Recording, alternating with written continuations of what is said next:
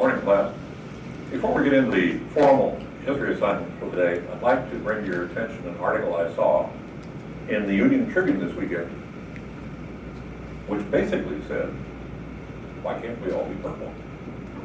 No, it wasn't a report on Alice Walker, the color of purple. It was an evaluation of the red states and the blue states, and why the United States is now so divided. Divided almost to the point where we're uncivil, depending on which side we live in. In reality, we've always been, and I'd like to take you back on an historic adventure to realize that social change, political change, economic change, human change takes a long time. And if we can get that idea, perhaps we can be a little less impatient with each other when we differ on a particular point, and a little more encouraging in the long run to find that, yes, we're all human beings underneath. So with that in mind, let's go back to the founding fathers. Now, in the beginning Don't look at yourself. of the United States, I don't want to go back that far, we had two men of very different backgrounds and very different perspectives, both of whom we had as founding fathers. Hamilton and Jefferson. Hamilton coming from a commercial background, going to the state of New York and founding banking commercial interests there, and of course eventually becoming the nation's first official banker, Secretary of the Treasury. Jefferson, a landed aristocrat from Virginia, widely read, highly respected, and very humane. Now, at that time, there was very little that the two agreed upon. After all, Hamilton thought we should have had a monarchy. Jefferson thought the real wisdom of the nation resided in the crossroads stone. Monarchy should have been fingerspelled. Hamilton was afraid of what he called King Mod, meaning ordinary people. It's very easy at the beginning of the 21st century to realize that in the beginning of this country, of, by, and for the people meant of, by, and for one white man in 17, because the requirements to participate in government were so stringent as to include not only property owned, but a bank account as well. Now with that in mind, how did we get to the point where all of us now are encouraged to participate, whether we do or not? Well, the good thing about this last election is we got more out than usual. Unfortunately, our more is less in terms of percentage than any other democratic nation in the West. Be that as it may, let's take a look at the interests that divided the country then and how they came through. Before I do that, let me just highlight voting. It took 50 years to get every white man to vote. Andrew Jackson. It took another 40 years and a civil war to get black men to vote, and then they were systematically denied it in a variety of ways we go into at this time. It took another 60 years to get women to vote, and it took another 40 years to get the 18-year-olds to vote, even though they had been the bulk of our soldiers all the time. So now, we have a nation in which all of the adults, theoretically, can participate.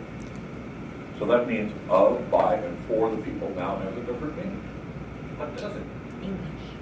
Aren't there still attitudes out there that say some are born to rule and many are born to follow? You say no? Well, think about it for a moment. John Quincy Adams and Andrew Jackson represented again the civilized, urbane aristocracy of New England, and Jackson, the rough and ready entrepreneurs on the land of the Southwest.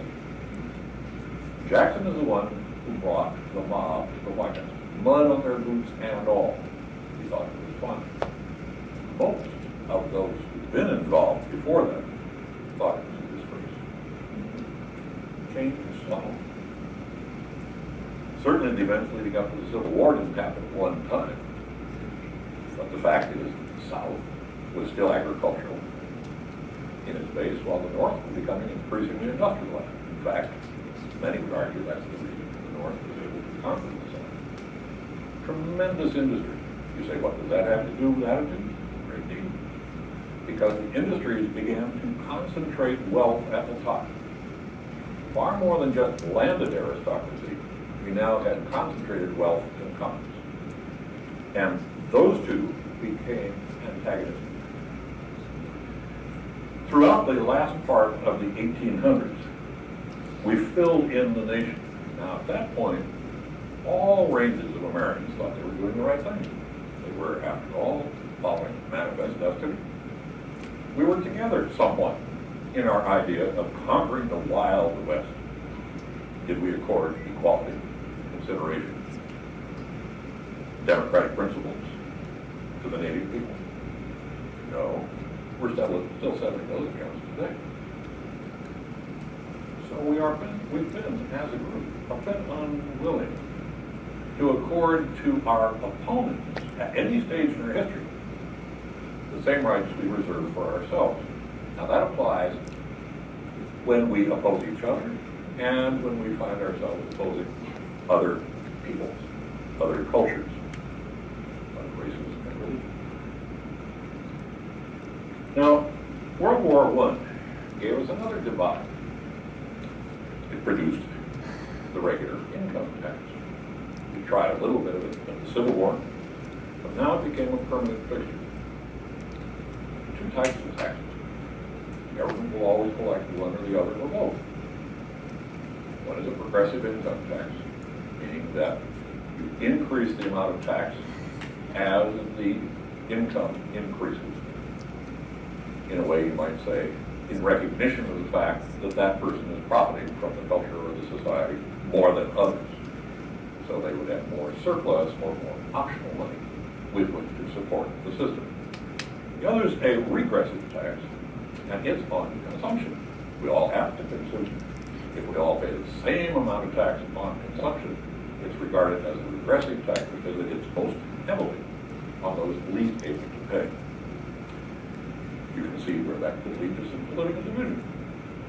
And you can see where the tax issue over time probably would lead to a situation where in 1920 we have Calvin Coolidge saying the business of government is business, followed by FDR, who were in between, and FDR saying we, the people, must be able to stand up. We have nothing to fear but fear itself. We're all in this together.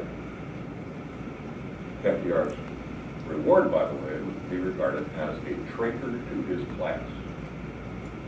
After all, the man was a multimillionaire who lived in a great mansion on the Hudson River.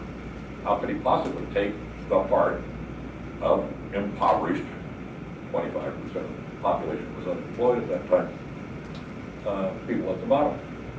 Well, the fact is, he had Jeffersonian ideas. Coolidge understood Hamilton. All the way back to there. Finally, we get to the fact that following FDR's dominance, the Democrats have controlled Congress, or had controlled Congress, for a rather long period of time. The last stretch was some 40 years.